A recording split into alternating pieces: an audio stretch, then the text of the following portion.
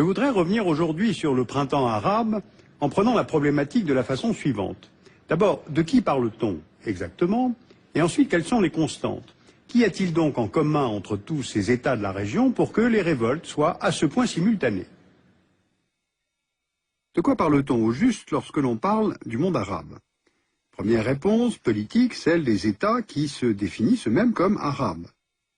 Vous voyez sur la carte l'empreinte actuelle de la Ligue des États arabes. Cette organisation régionale rassemble 22 membres, parmi lesquels les territoires palestiniens et les Comores.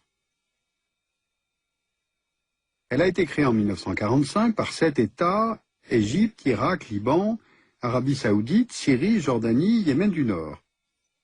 Le but, c'était d'affirmer l'unité des peuples arabes économiquement et politiquement. Or, cette unité politique a été sapée à plusieurs reprises par l'opposition entre États socialistes qui étaient proches de l'URSS, comme la Libye ou la Syrie par exemple, et les États proches des États-Unis, comme l'Arabie Saoudite ou les Émirats. Sapée aussi par l'exclusion de l'Égypte pendant 10 ans après sa reconnaissance de l'État d'Israël lors des accords de Camp David en 1979. Ou bien encore lors de la guerre du Golfe, 1990-91, lorsque l'un des pays membres, l'Irak, a envahi un autre pays membre, le Koweït. Donc si cette union politique est artificielle, qu'est-ce qui pourrait traduire l'unité du monde arabe? Est-ce qu'il y aurait une unité géographique? Il y a d'abord le Grand Maghreb, ce qui indique en arabe le couchant, l'Occident, en opposition avec le Mashrek, qui indique le Levant. Un autre ensemble géographique est celui de la péninsule arabique, ce qui forme un espace étiré d'est en ouest sur plus de 8000 km. En revanche, dans la Ligue arabe, on voit que certains de ses membres se trouvent à la périphérie de cette zone.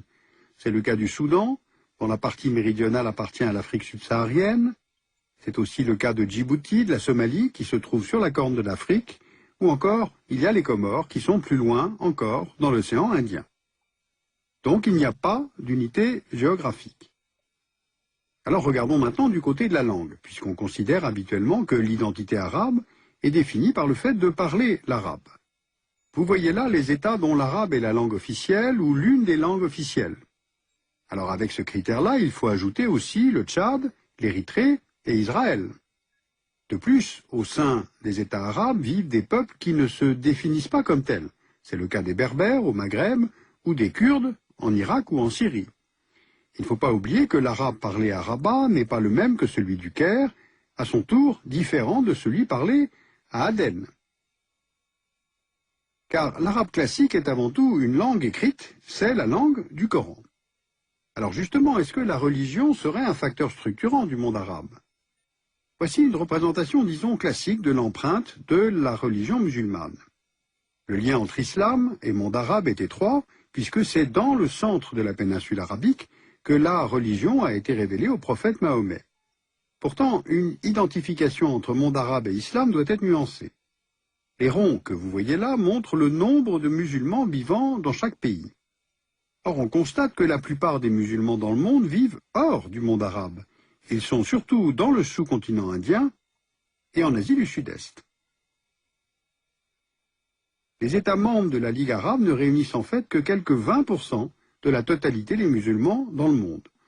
Et puis, il ne faut pas oublier la présence d'Arabes chrétiens dans de nombreux pays arabes. Voilà donc quelques-uns des fondamentaux de ce que l'on nomme le monde arabe. Donc finalement, ce qu'il y aurait en commun pour expliquer la simultanéité des révoltes arabes de 2011, ne serait-ce pas tout simplement les régimes politiques eux-mêmes, qui tous refusent la démocratie, qui tous ont des chefs d'État qui refusent de passer la main. Le mouvement se déclenche en Tunisie, c'est la révolution du jasmin comme on l'appelle, et cela conduit au départ du président Ben Ali. D'autres pays sont concernés successivement, mais à des degrés très divers. Le mot de révolution n'est donc pas adapté à toutes les situations. En Égypte, c'est suite à 2 semaines de manifestations que Moubarak quitte le pouvoir. Mais ailleurs, des insurrections écrasées par les autorités se transforment en guerre civile, comme en Libye, où l'OTAN intervient pour soutenir les rebelles, ou encore en Syrie ou au Yémen, où là, les chefs d'État préfèrent faire tirer sur la foule plutôt que de quitter le pouvoir. Quant aux autres États de la péninsule arabique, ils sont plus souvent le lieu d'appel aux réformes que de contestation. Et puis, il y a la situation en Irak et dans les territoires palestiniens qui est tout à fait particulière pour des raisons que l'on connaît. Alors comment un tel mouvement a pu être à peu près simultané alors que les régimes politiques en place ne sont pas tous identiques? On trouve des monarchies au Maroc, en Jordanie et dans plusieurs États de la péninsule arabique, et des républiques, dont deux, en Libye et en Syrie, ont un régime à parti unique. Malgré ces différences de vocabulaire, on retrouve une réalité commune. Lorsqu'elle existe, l'opposition est muselée, l'économie est dans les mains de clans restreints, proches du pouvoir, les mêmes dirigeants se maintiennent au pouvoir le plus longtemps possible. Kadhafi arrive au pouvoir en 69 en Libye, la famille Assad en 70 en Syrie, Saleh au Yémen en 78, Moubarak en 81 et Ben Ali en 87. Et pour rester au pouvoir, tous s'appuient sur des organes de sécurité omniprésents et sur l'absence de respect des droits et des libertés individuelles. Répression et société fermée sont depuis longtemps un facteur de révolte, mais les systèmes de surveillance et de sécurité font qu'on ne bouge pas, tout simplement parce qu'on a peur. Un autre facteur est celui de la corruption.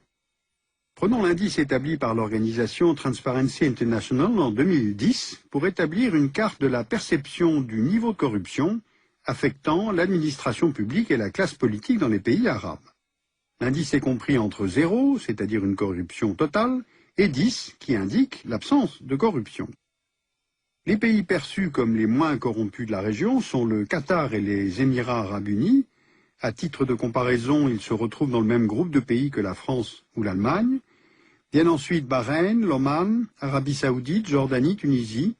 Et enfin, le Maroc, l'Algérie, la Libye, l'Égypte, la Syrie, le Koweït et le Yémen. Dans ce cadre politique globalement fermé et corrompu, s'ajoute maintenant le facteur de la démographie.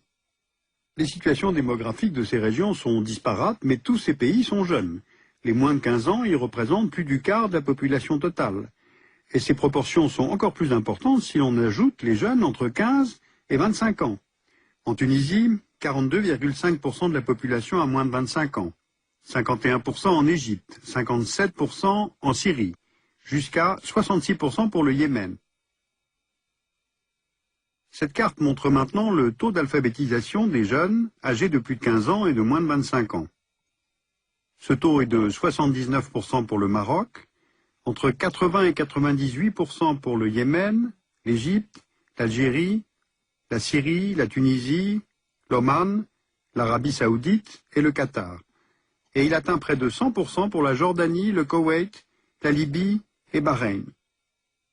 Donc on a un très bon niveau de scolarisation et d'alphabétisation dans l'ensemble.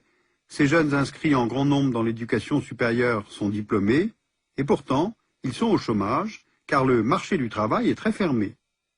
Pour les pays de la région, le taux de chômage moyen des 15-25 ans est de 23%. Ce taux est de 25% en Égypte. On n'a pas de données précises pour la Libye, un pays riche pour sa rente pétrolière, mais on estime que le taux serait de près de 30%. En Tunisie, 31% des jeunes sont sans emploi. Donc pour résumer, immobilité politique, corruption, jeunesse éduquée, chômage, sentiment d'impuissance, sentiment d'être méprisé, plusieurs facteurs expliquent donc ces révoltes. Les facteurs sont presque partout les mêmes, et les outils des révoltes aussi. Alors de quels outils s'agit-il? Le premier a été la télévision, et notamment Al Jazeera.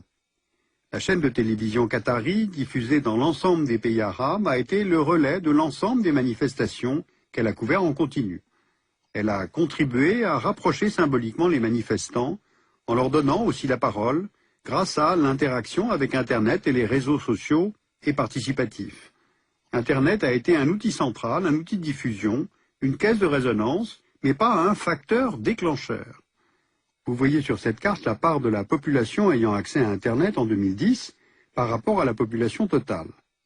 À quelques exceptions près, Bahreïn, Émirats arabes unis, Qatar, on constate que les proportions sont faibles au regard de la population du pays, mais il faut les mettre en relation avec cette jeunesse nombreuse, éduquée et demandeuse de liberté.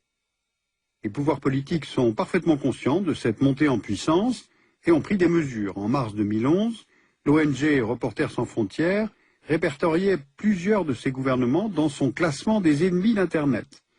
car dans les contextes sociopolitiques que je viens de décrire brièvement, où les médias traditionnels sont contrôlés et censurés, les réseaux deviennent des outils de communication, d'information, de transmission, qui aident les uns et les autres à comprendre qu'on n'est pas seul à être en colère, et que l'on n'est pas isolé.